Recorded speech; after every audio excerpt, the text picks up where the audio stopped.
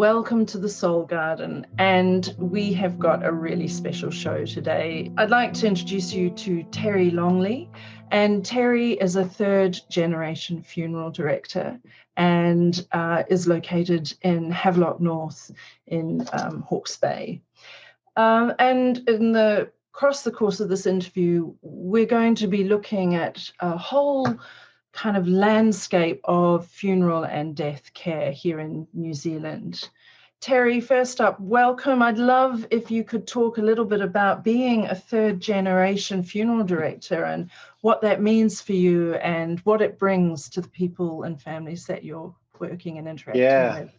Thank you for having me on your podcast. First of all, Georgina, it's nice to join you. I know we've worked together on many things, so to discuss this tonight is it's quite special. So growing up as a young fellow with dad and granddad being funeral directors is quite a different thing.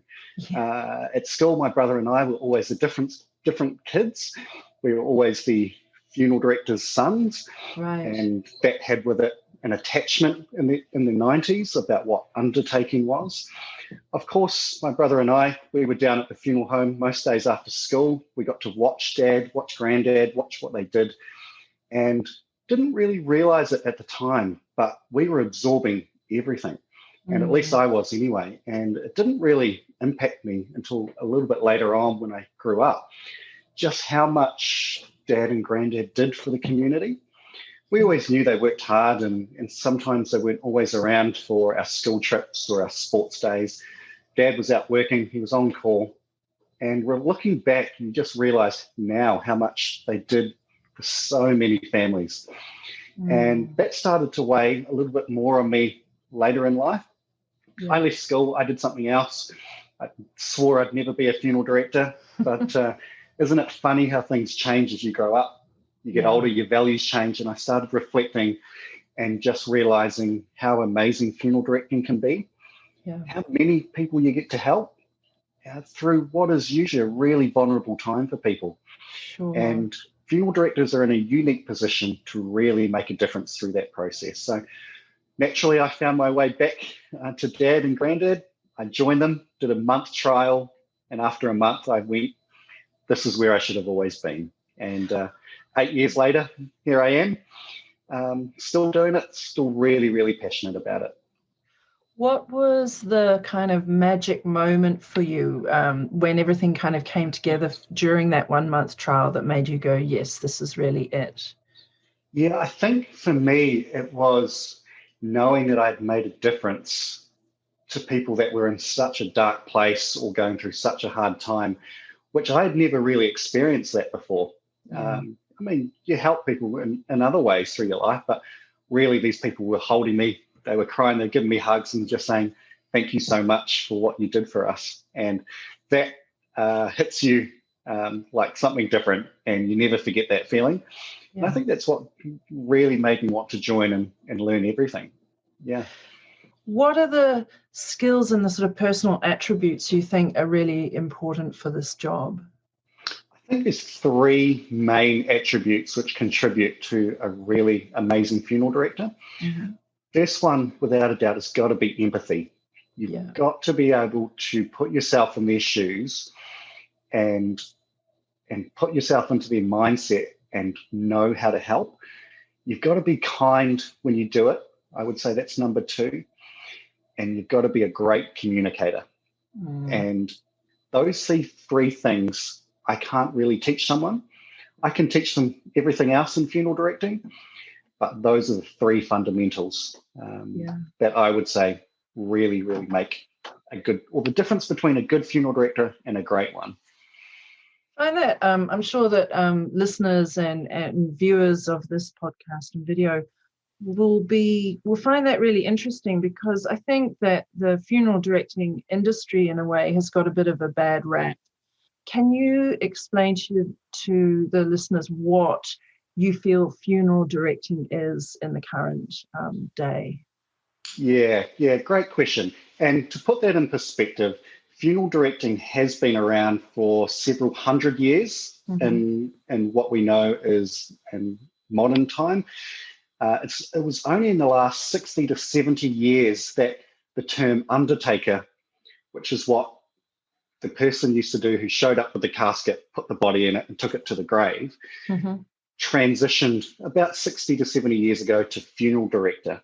And that shift, as you mentioned, happened around World War II when we institutionalized death, as in people started dying in hospitals and rest homes, where we took death out of the common household.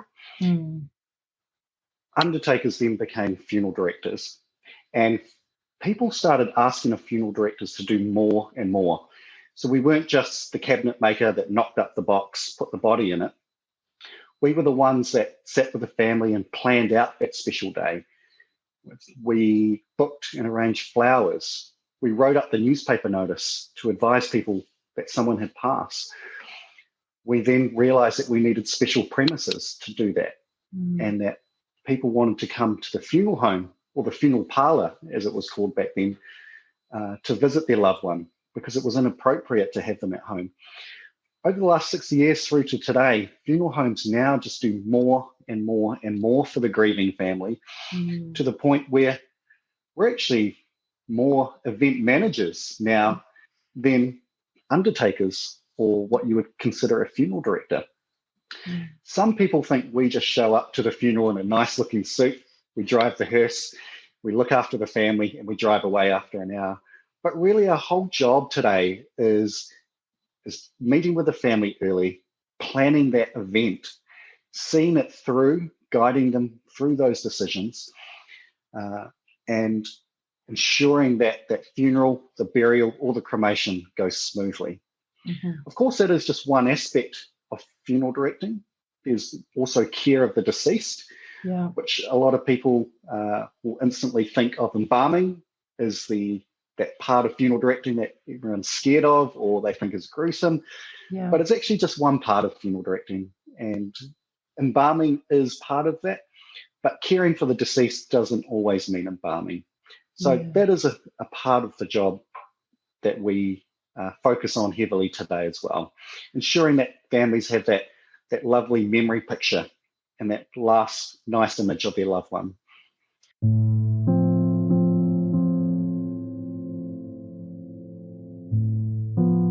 You looked after both my parents for me when they died, and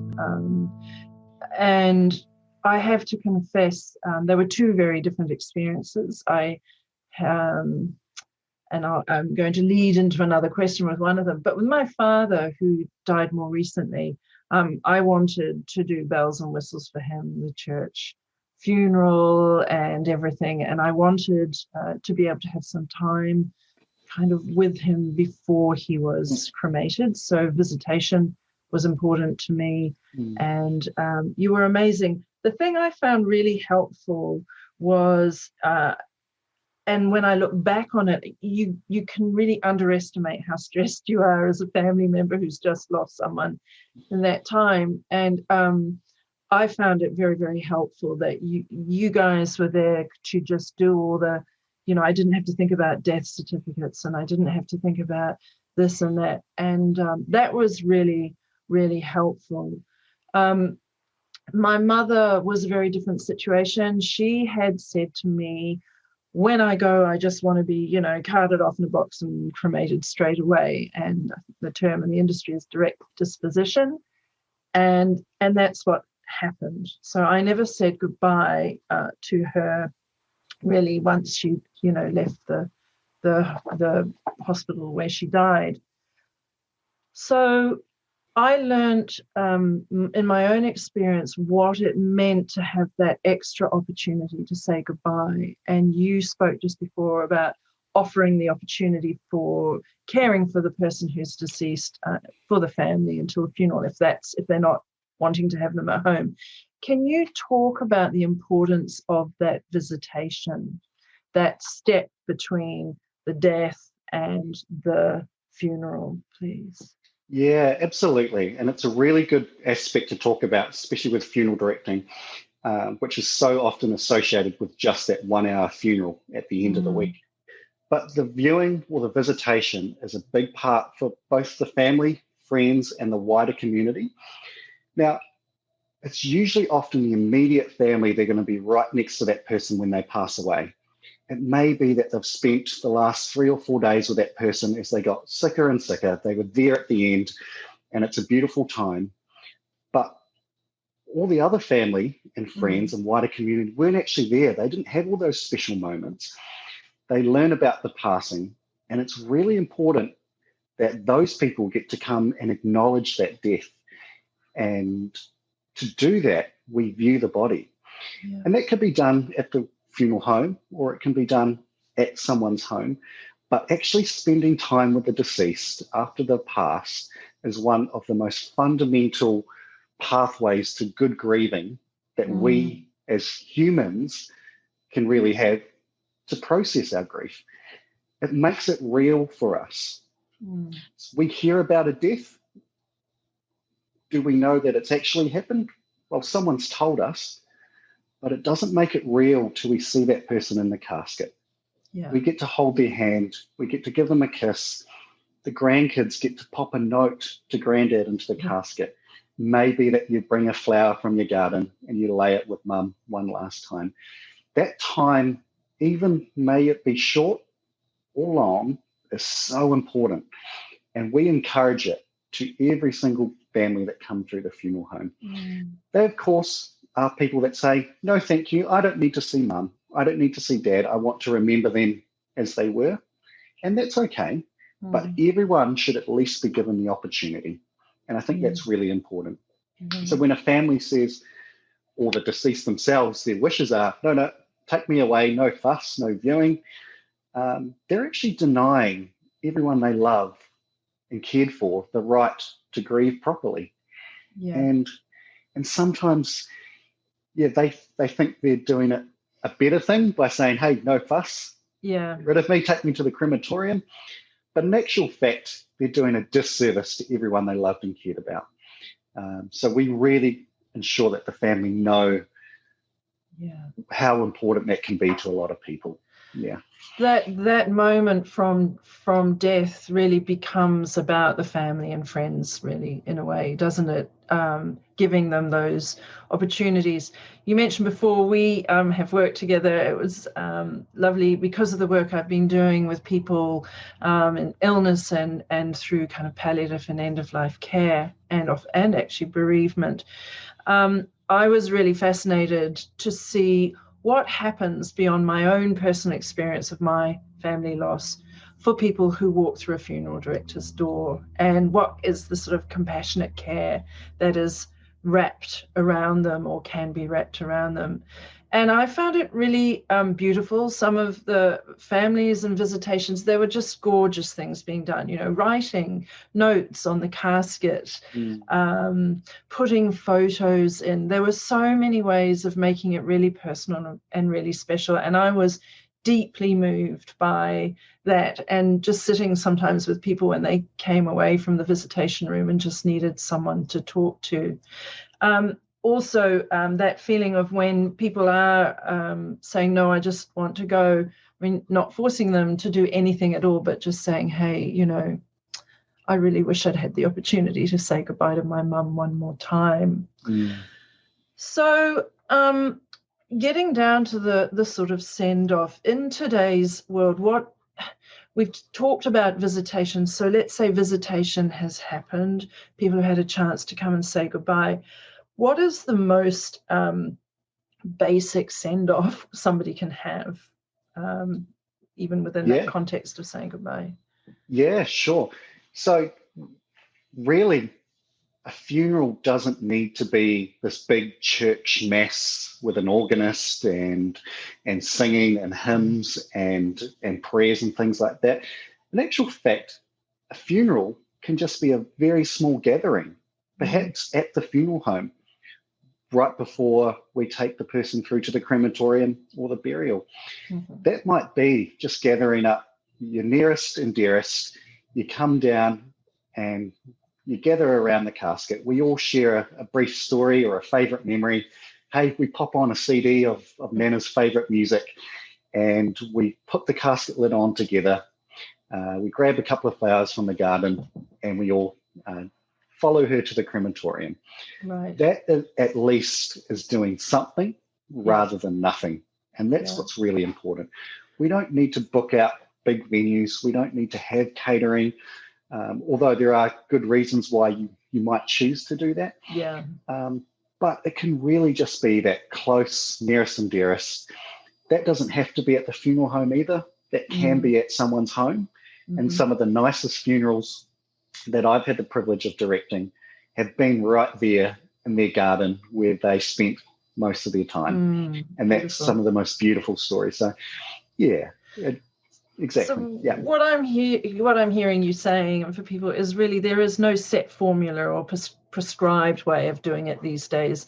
It is about kind of celebrating the life of the person who's passed and creating ceremony for those who remain. What do you do for different cultures? For example, with when a Maori person dies, and I know they have different cultural traditions. Can you talk about that? How that you work in with other cultures? Yeah, of course. And we're lucky in New Zealand to live in such a multicultural country, and we don't just have one or two. It's not just the Māori culture and the European culture. Within that, there is a huge space. Every family has their own cultural needs. And actually, every family has their own individual needs.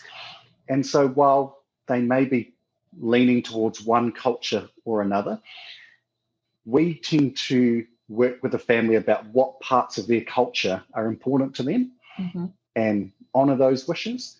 But there may be parts to their culture that they're not too worried about following, or it's not important to them through the funeral process. And so really, we don't just say, oh, these people are Māori, we will treat them this way because that's what the Māori culture does, or these people are Jewish, so we'll do it the Jewish way. We sit down with the family and say, hey, look, what parts of your culture are important to you? What can we do to honour those wishes? Is there anything that we can do differently that you would like us to do? And sometimes we actually find that people take little bits from each culture that they like, and we can incorporate all of those. And in actual fact, studying cultures and funeral directing as part of my diploma, we actually found that each culture does something really, really well. And so it's no surprise that some people are now picking the best bits and making it their own culture. Yeah. So you're saying that, for example, if a family want to come in and they want to wash or dress the body and things, you have space and you're able to do those and enable those things to happen. We've certainly got the facilities there if people want to play more of a part in the care of the deceased. I think that's really important that we allow families the opportunity to do that.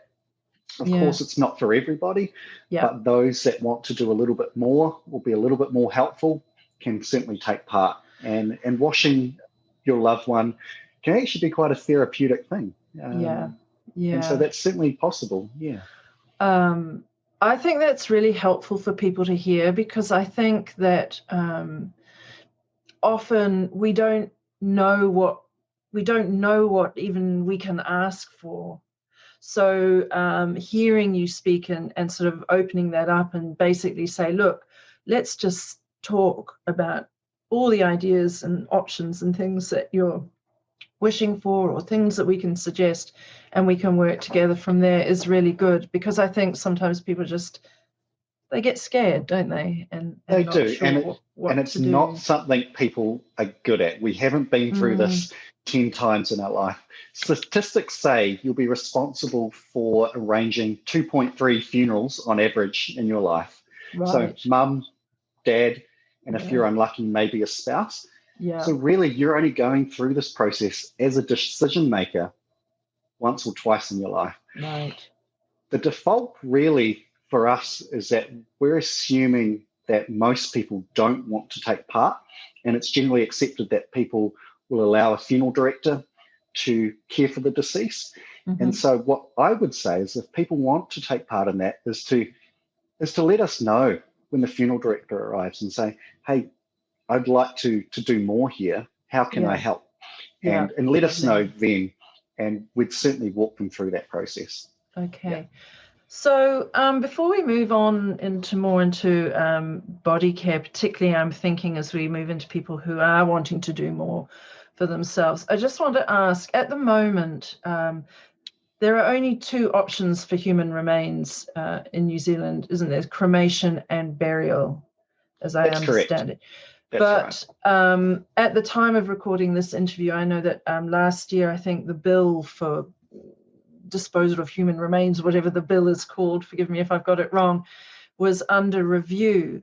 When we look at overseas, we're seeing a whole range of other things sort of coming in, hydrolysis and composting and all sorts of things. I was wondering if you could talk about what you're hoping the choice around what we do with human remains will be as this bill comes through. Yeah. So, as you correctly mentioned, we're governed at the moment by a piece of legislation called the Burial and Cremation Act, which was written, I believe, in 1964. So it's pretty old. Back in 1964, we had limited options. We certainly did not have the technology that we have today. 2021, we're looking at advancements in cremation, which now, as you mentioned, the hydrolysis, we can actually cremate someone with water. Right. Is using the hydrolysis process. It's now coined the term aquamation, where the same process takes place, except it just uses water and an alkaline solution. What the family get back is actually the same ash remains, so they can still do the same things they would with normal cremation remains, or fire cremation, I should say. But it's done with zero emissions using water. That's returned to a natural pH and released back into the normal water cycle, which is absolutely amazing. Now, I had the opportunity in 2017 to fly over to Florida, where they build cremators, and I had the opportunity to witness and test one of their brand new aquamators. I got to see it in use, and it was really, really cool thing to see. So this is already happening in Europe and America. Yeah. Going for at least 5 or 6 years. New Zealand is just waiting for the legislation and the law to catch up. Right. So they're hoping, this is going to be one of many things that will allow funeral homes and communities to have options. Yeah. And have environmentally friendly options, which I think is one of the most important parts there. Yeah. Of course, there's always going to be new conversations we've got to have around new technology and how that affects the environment and things like that. But that's one of the really cool things I would say that's going to happen in the next few years. Great. We can never tell how long law is going to take to change in New Zealand. It may be 3-5 years. It's going to happen. I think it's a great step forward.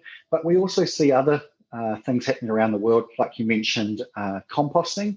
Yes. Which is, in effect, it's a really neat idea.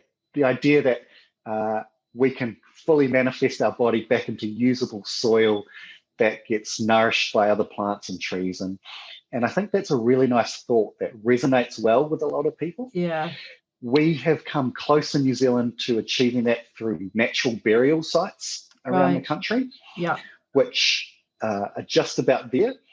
And to explain that a little bit further, please, a natural burial is when we bury the body very, very low on the surface, or just below the surface, I should say, where the soil activity is quite high. It's where the moisture is. It's where all the enzymes are, and it returns the body back to the soil much, much faster, within months to a year. Right. Whereas when we bury a casket at 6 feet or 2.5 meters, there's very, very little soil activity. In fact, caskets can actually stay down there for several hundred years, depending on the moisture content, and be unaffected. So there's less breakdown. So natural burial is something that's catching on a little bit. It is still quite restrictive about what we can and can't do. Can you explain the restrictions and what you can and can't do for natural burials? here? Yeah, so to classify something as natural, it really requires everything that gets buried to be natural.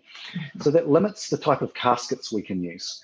So we're really only limited to natural or solid wood caskets that haven't got any glues or resins or paint or varnishes on them. The interior can only be natural cotton. The deceased can only be dressed in natural clothing fibers.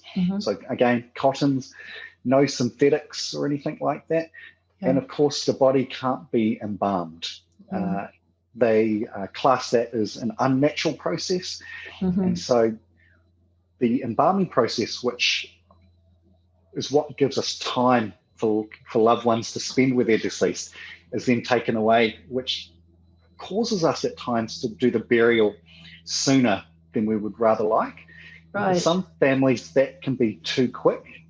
Right. So they opt out of that natural burial because of that time period. Right. Right. Okay. So it's always a family choice. Once we've given them all that options, they then decide if they want that or not, and how important it is to them, I guess. Yeah. So following that, the trail of natural burials, I'd really like to come on to talking about body care. And I've got a whole bunch of questions here for people, for people. Can you talk us through what happens when somebody dies? Let's say, for example, somebody has died at home, and actually also if you compare it to if they've died in a rest home or a hospice, who do people call? What do they do? You know, who do they reach for in that after someone has passed away? Yeah, good question. And what we're assuming that we're talking about is that someone's passed away expectedly. So that person was sick, they'd been dealing with maybe cancer or heart disease, and we were more or less expecting that person to pass away.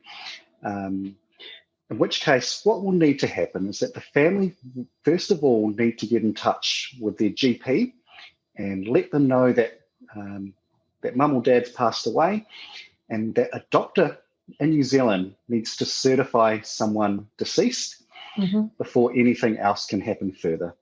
And the reason for that is just to make sure that the doctor is positive what caused the death, and that if something perhaps looks suspicious or doesn't look right, that they can actually then refer the death to the coroner. And we might be able to talk a little bit about the coronial side of things at the end. Yeah, but assuming that the death is normal and expected, following the doctor's arrival, the family can then phone a funeral director.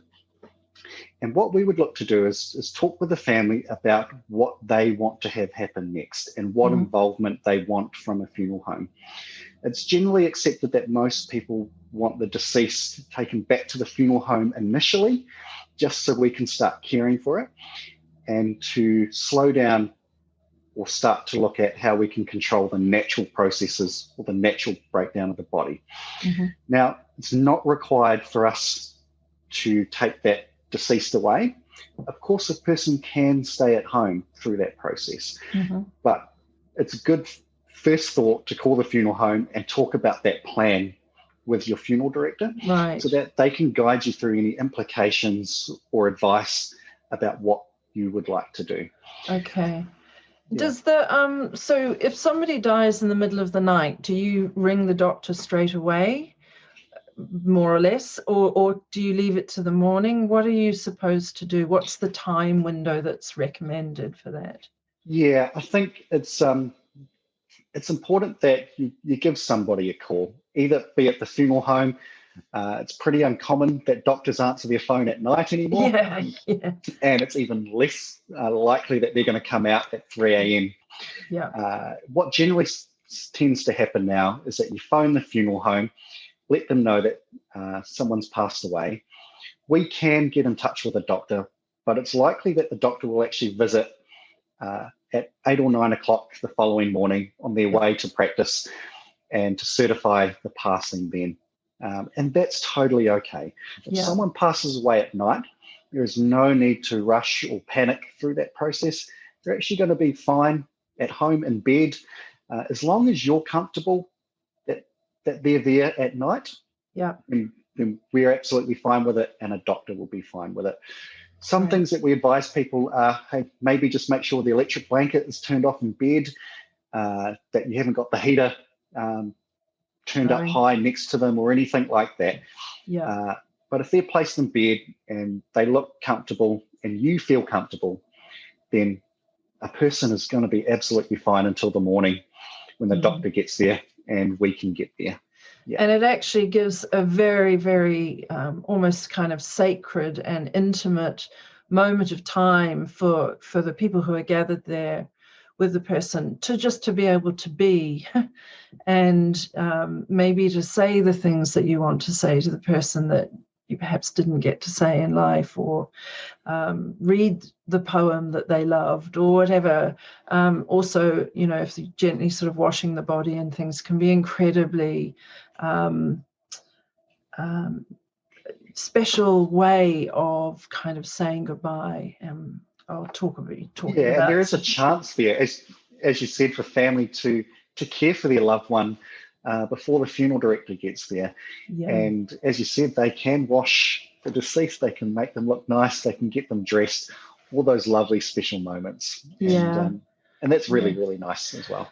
I've done that a few times now with people, and with my own father, bless him, but also with families when a loved one has died and they've gathered round, and I have got them to wash the body with me as part of their saying goodbye, and then just oiling it with beautiful, olive oil with really symbolic essential oils and things into it, and blessing the body as you go, as you're caring for it.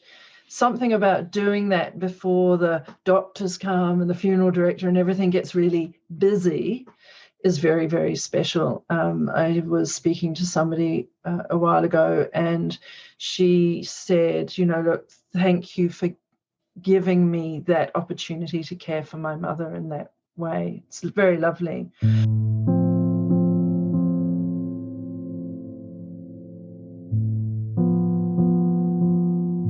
So if people are wanting to have the body at home, and it's a few days before the funeral, what do they need to do? How do you advise them to look after the body to help slow that decomposition rate and things? And what are the things that they should be looking out for that would warrant a call to the funeral director to come and help them keep things controlled? So our best advice as funeral directors and as experienced funeral home is always to look to embalm a body. Now, that's not always going to be everyone's first choice. And while it is our best practice to embalm, it gives us the most control and the best care. There are families out there that choose not to embalm, but still want to have a body at home. Yeah. And so what we do is we work with that family as to where best in their home to keep their deceased. We want to ensure that temperature is a factor when you're keeping a body at home that's unembalmed. Yeah. So making sure, hey, we're not in a room that's got sun streaming in all day. Yeah. The best thing that we can do to control the rate of the natural process is to cool the body down. Right. Now, there's certain temperatures that work best.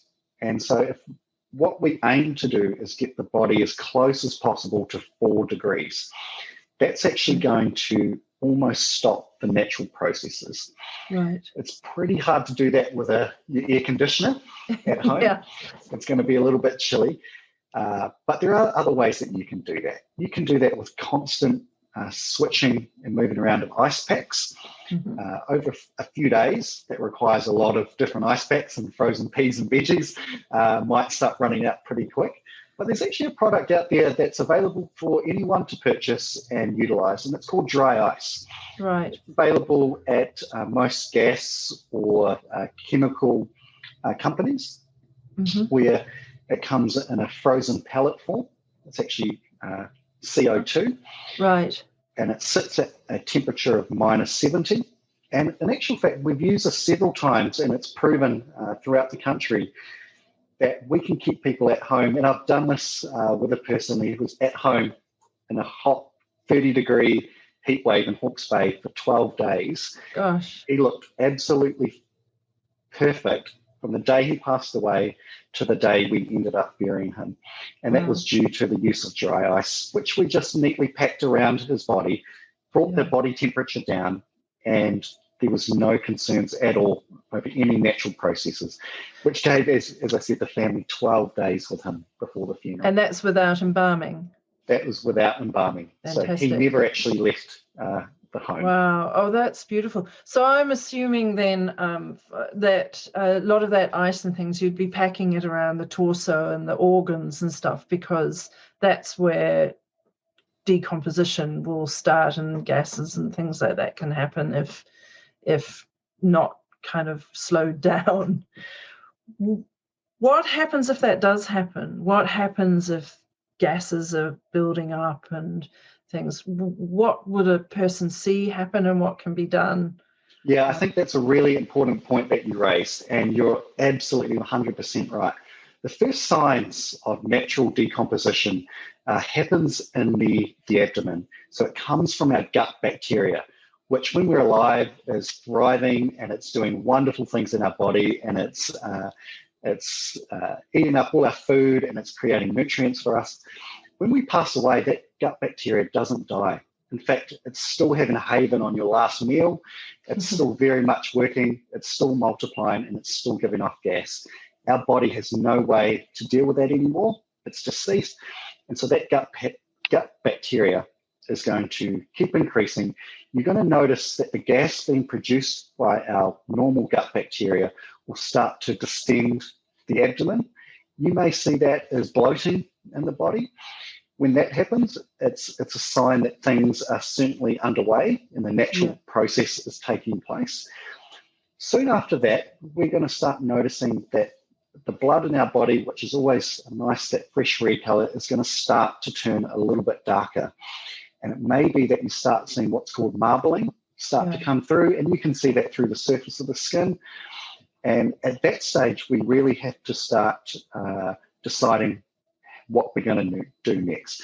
It means that more advanced decomposition is only a day or two away, and that something then has to be done, whether that's more dry ice or perhaps an intervention from a funeral home where we might look to treat the abdomen region, or sanitize that. So you can sanitize it and you can kind of release the tension somehow, as it were, for the gas and things. Is that correct? That's right. Yeah. Now, generally, there's no saying how quickly that can happen. Right. And some people, and all of our bodies are different. In a sense, they're the same, but we're all very, very different. And it can all depend on a number of factors. What do we have for our last meal? What kind of medicines were in our body? How old we are? How healthy and active our gut bacteria was before we passed away.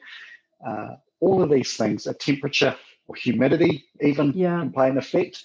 And of course, it's not always a nice thing, but sometimes insects that may find their way in can also accelerate that process. So for some people, it can be a matter of hours before that process takes place. Some people might not see that process happen for a week. Right. It's really hard to say. Yeah. So really, again, what I'm hearing is if somebody is wanting to have a body at home and do a home care and things like that, that's fine. But there are these things that you need to look for, keep an eye out for, and be kind of prepared for. But also, rather than this thing that you see people getting into where, funeral directors are here and home funerals are here and never the twain should meet, actually there's a really beautiful bridge between the two, in that, yes, you can have your home, you can do things at home, but if you need help, assistance, expertise, somebody to come and say, hey, no, this is okay, or no, we can help you with that, that's when a funeral director can really help. I think that people forget, or maybe, I don't know, it's not even a forgetting. I think it's that thing where it's either completely out of their hands or it's completely in their hands. But what I'm hearing you say is that no, this is we can do this together in as much or little kind of interaction as we need. I think that's a really, really good summary of it. And of course, funeral homes are the one place where you can take your loved one to be embalmed. Yeah. And when we mention embalmings to some families, they sometimes straight away say, oh, no, we don't want all of those chemicals pumped through our loved one. Yeah. And sometimes we actually take a few extra moments to educate the family on what embalming is today. Yeah. And in actual fact, we use now 98% water. Right. With only a very small percentage, that 2% of humectants and formaldehyde, which allows that natural processes just to pause for a few days. So it doesn't ever stop the body naturally going through its normal process, but it just pauses it. Now, we can do any level of embalming that the family requests. And in fact, we can actually embalm with 100% water. And that just allows us to take those nasty bacteria out through a very natural process. It's non-invasive. And it may be that the family don't want any chemicals used, and we can actually offer them 100% water embalming, which just removes and sanitizes the body very, very naturally. Right, so you're doing... That is an option as well. Right, so the sanitizing is innate, just basically that's another way of helping buy more time while family are gathering and things for those. Essentially what we're saying, as you mentioned earlier, we're just going to neutralize that nasty gut bacteria, which will give the family those few days that they want without any invasive processes or chemicals used. So, yeah, that is an option we can work with families with. Right. And are you saying also, it sounds like embalming, well, I mean, the Egyptians were pretty amazing at embalming, but modern embalming with the use of formaldehyde and things, and actually from what I've observed working with you and being in the mortuary too, is that it is very much catered to the person and to the length of time that you're just trying to hold things back until burial or cremation. That's right. And we can embalm a body to look and present their best for 1 to 2 days before the funeral. But we've also had people at the funeral home where we've kept for up to 6 weeks because their family booked a cruise. Nana passed away, and Nana said, don't you give up that cruise. The whole family go on it. Have the funeral when I get back, or when they get back. And we had this lady in a funeral home for 6 weeks, and she looked just as nice after 6 weeks as the day she passed away. And the family got to have that viewing and visitation with her. Right. But we would never go ahead and do a super strong embalming for someone whose funeral was in 3 days. So as you said, we do tailor strength of that. Okay. I've got a rather grim question to ask, but again, I think that it's an important question. In the event that there has been a death that wasn't expected, and that seems that something may have happened, whether it's an accident or a crime or suicide and things, and the death is referred to the coroner, what happens then? What do the family need to know happens then, and how is the body cared for? Do they get the body back? Yeah, very good question. And I think this is one of the areas of death care that is least known about because it's such an uncommon process. Thankfully. Thankfully. Only about 10%, even less, of people in New Zealand die suddenly or unexpected.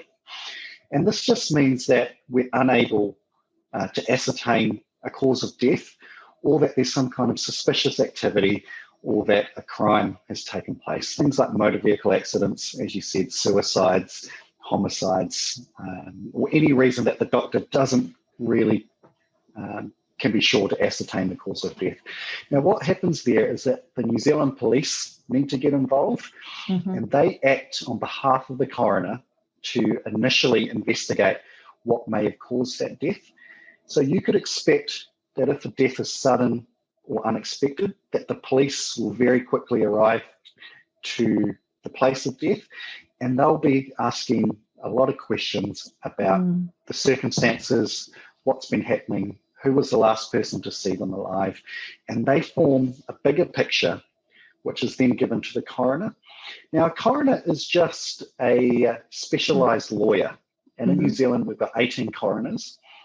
Their job and their main role is to determine exactly how that person passed away, and to ensure that that type of death never happens again in the community if it can be prevented.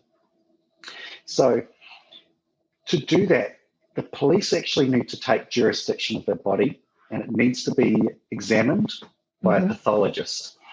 Now, there's not a pathologist in every city, unfortunately. So sometimes that person does need to be taken out of town to the nearest pathologist. So here in Hawke's Bay, we actually have to take our deceased to Palmerston North, a 2-hour drive, where they get their exam. A pathologist can then determine exactly what caused that person to pass away, and that person is then returned to their funeral home of choice. So it is a delay between when the death occurs and when the family can actually see that person again. Sometimes take 1 to 2 days, sometimes longer if there's complications or if it's a suspicious death. So, it is a hard time. Families who aren't there when the person passed away may not be able to see that person for a couple of days, and that the police can sometimes escalate emotions, and people wonder why police are there. It's not necessarily that a crime has taken place, but they're there acting on behalf of the coroner to do that initial investigation. So. In those cases where there has been trauma, serious trauma, I would imagine that brings a very special set of skills to the fore for you as funeral directors. Also, I'm thinking of family still wishing or being given the opportunity to say goodbye to the person who has died. Can you talk a bit about that without giving away any confidentialities or anything? But are you able to talk about those situations and give an example about how you might deal with something traumatic like that? Yeah, absolutely. Just like we talked a little bit earlier on about how important it was for family to view and visit the deceased. And there's a term, closed casket, which sometimes gets thrown out there. We hear about it in movies, on TV shows, or we think of someone being in a terrible motor vehicle accident. And sometimes the family can just say, we want a closed casket. And they're actually denying themselves that beautiful viewing and visitation experience. And when someone has serious trauma, be it to the head, their body, hands, what we as funeral directors and embalmers do is try to restore as much dignity and respect to that deceased as possible, to soften the image that the family may see, should they choose to view, and try and bring them some closure. And what's really, really destructive is if you hear of a loved one that's had serious trauma or been in an accident, your mind starts racing about what kind of images that body may be in. What kind of state is it? And in actual fact, we can present most people in a casket dressed in their own clothes to the point where people can actually have a positive viewing experience. And that's done really, really carefully with really talented and special embalmers that don't try to piece everything back together perfectly, but do it to the point where the family can still spend time, recognize their son or daughter or their mum or dad, and have that time. There has never been a time in our funeral home's history where we've said people cannot view their loved one, even under the most traumatizing situations. And I give an example where we had found a man that had been in his home deceased for a number of weeks. There was not much left there to recognize him, except his hand was almost perfect. For some reason, his hand was left undecomposed. And we were able to put him in a casket. All of him was covered, except for his left hand, which still had his wedding ring on it.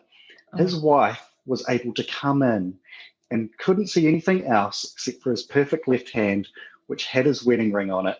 And she was able to recognize the hand and the ring, hold his hand even for 5 or 10 minutes, and went, "That's my husband." And she said, "Thank you so much for allowing me to do that. And now I can come to terms that that is my husband that everyone's been telling me has passed away." But it wasn't until she saw and felt and experienced that was she able to move through that process. So that is obviously one of the most extreme situations of trauma or decomposition, yet we still were able to get a positive viewing experience out of that. So anywhere in between, we work with what state that person may be in, what state the family may be in, and we bring them somewhere in the middle. And I think it's all about managing expectations. We're not going to say that that person looks perfect and they just look like they're sleeping. But if people know what to expect, they still deserve the right to come in and hold that hand or whatever it may be. So it's certainly possible. And that comes from, some talented embalmers and funeral directors that have learned over the years how to do that.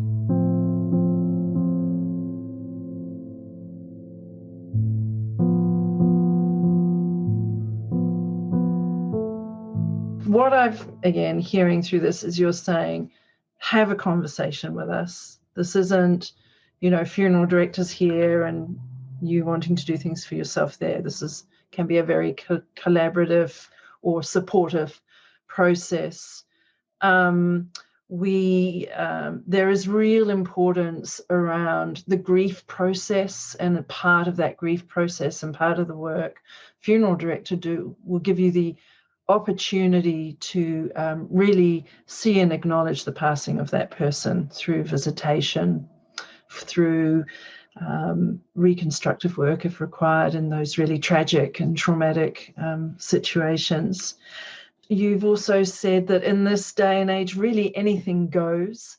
There are no set rules for what a funeral needs to look like and things. As long as it's legal, we'll say yes. Okay, as long as it's legal. Okay, sure, right. And you're open to questions.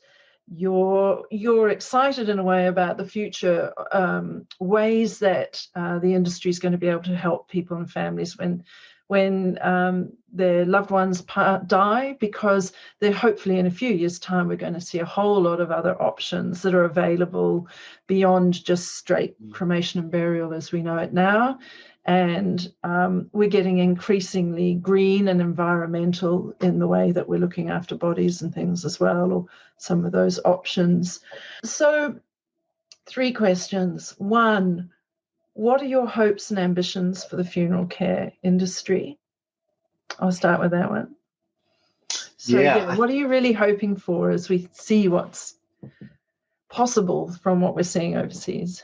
I would love to see New Zealand come to the forefront of what's available in technological advances to catch up with the rest of the world, so that we can apply all the amazing things that we do already in New Zealand in grief care and funerals, but with the latest technology and advancements.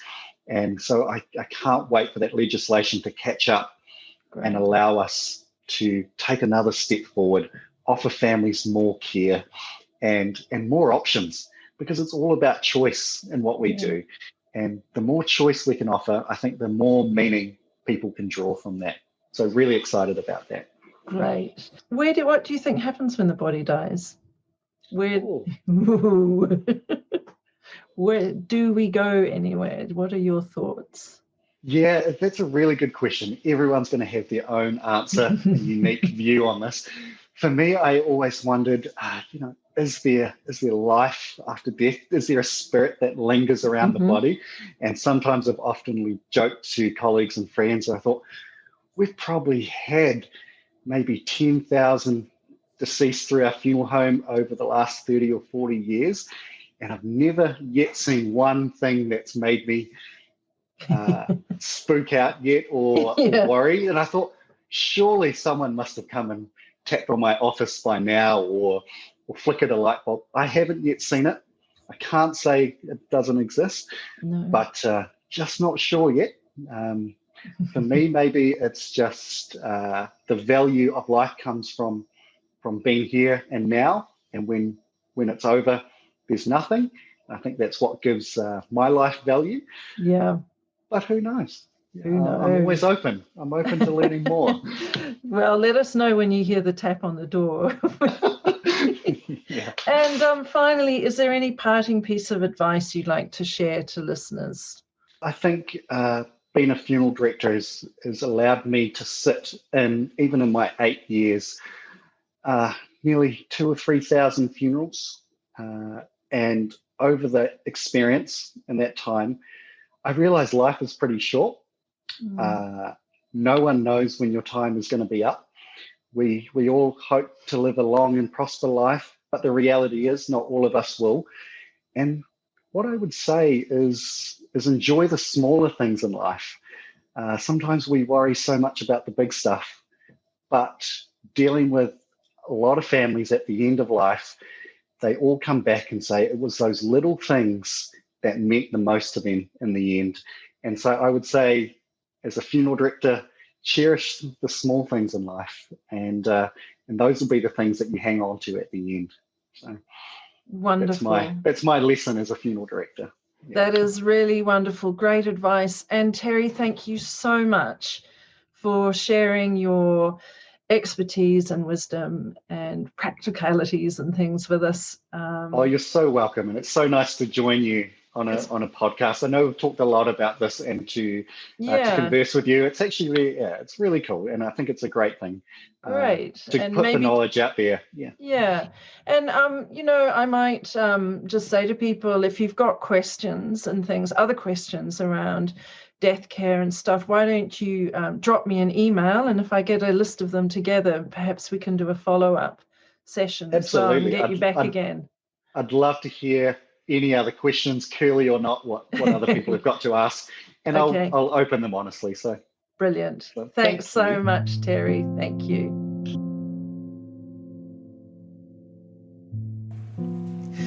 It was really great to have Terry Longley on this show, and I found it fascinating. He gave us a lot of information around what happens at the funeral part of death and dying. If you're wanting to find out more about his organisation, you can find him on tlas.co.nz. That's Terry Longley and Son. And if you would like to explore more about my work, where I combine nature and compassion and soul in care at the end of life and in care for everyday life, you can find me at my website, centernatureconnection.org. I'm Georgina Langdale, and this was another episode of The Soul Garden.